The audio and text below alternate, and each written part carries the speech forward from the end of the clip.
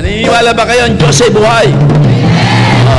Ang lahat ng malakas tumalon, sumigaw, ang Diyos ibibigay ng wishes nyo. Jesus! Jesus! Jesus! Jesus the King. Jesus my Lord. Jesus my all. Jesus the King, my Lord, my all. Amen, hallelujah. Ang dami regalo ni Lord niyan. Amen, ha? Jesus! Jesus! Jesus! Jesus the King. Jesus my Lord. Jesus my Lord. Jesus the King, my Lord, my Lord.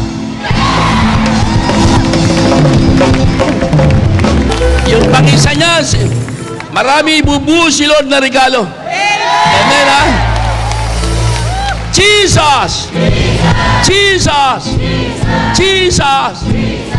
Jesus the King. Jesus my Lord. Jesus my all. Jesus the King, my Lord, my all. Palakpakan mo natin Diyos sa buhay. Hallelujah, hallelujah. Okay, hello!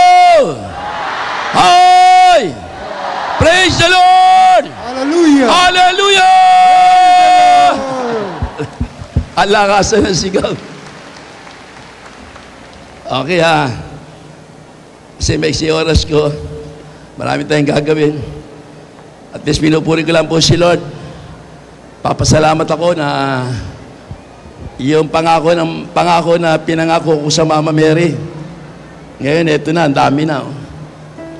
Nangako ko kay Mama Mary, sabi ko, Mama Mary, pagalingin mo lang ako. Kakalat ko ang Mama Mary sa lahat ng lugar. Hindi ko naman kaya yun. Ahayo ko. Hindi ko alam kung paano. Wala naman akong alam yun.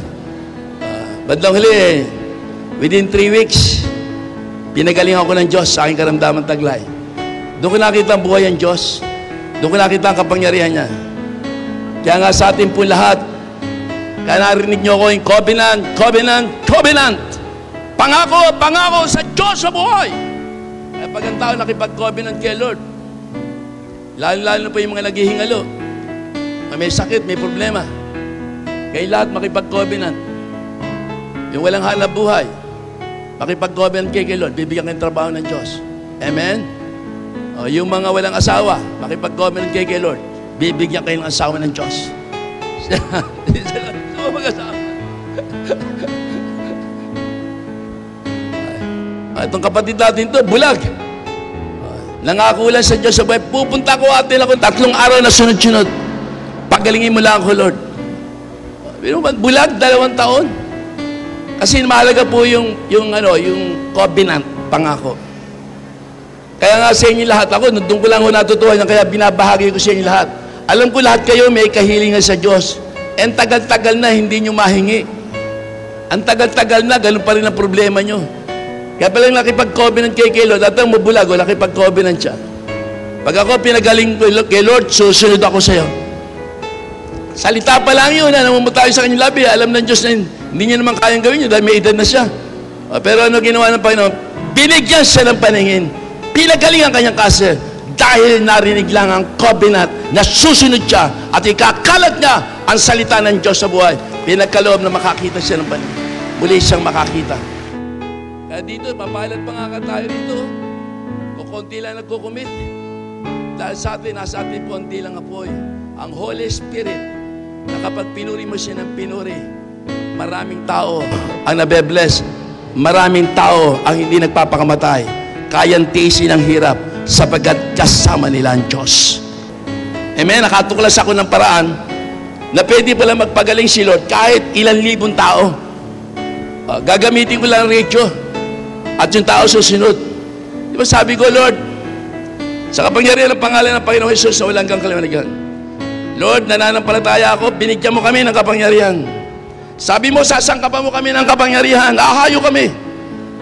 Sabi mo, kayo mga ahayo susunod, sasangkapan mo kayo ng kapangyarihan, makakit kayo ng ahas, makainom kayo ng lason, hindi kayo mamamatay. Ipapatong nyo yung mga kamay, gagaling mga may sakit. At sa pangalan ng Panginoong Jesus na walang hanggang kaliwanagan, makapagpapalayas kayo mas mga espiritu in the name of Jesus Christ of Nazareth. Nanampalataya po ako, sinasabi ko sa radyo. Pakinggan niyo sa radyo ko. Sabi ko, Lord, sabi mo, kahit gaano karaming tao na ngayon nakikinig na nanampalataya sa mga may karamdaman taglay, Ama, sa pangalan po ng anak mo si Jesus, itinataas ko sa iyo, abutin mo ang mga tao ngayon nakikinig. Ipatong mo yung mapagpalang kamay.